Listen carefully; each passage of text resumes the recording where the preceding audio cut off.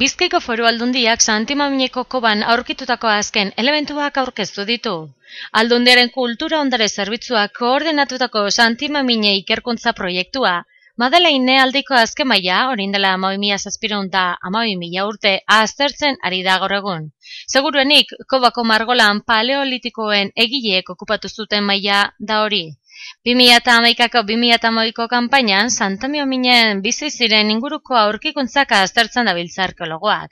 Lehenengo ikerketen arabera bertan bizi izan ziren era jarraian. Gainera, orain aurkitu diren aztarnak oso egoera onean daude, eta datu garrantzitsuak eman dituzte ezagutzera, besteak beste, luzaroan bizi izandako eremua azaldu da, zutondo baten inguruan kokatua. Diametro bat duen zutondoa, non bertoko biztanleek janaria prestatzen zuten. Prebizioen arabera, 10.000 aztarna inguruko bilduma artxibatuko da azken ikerketa fase honi dagokionez.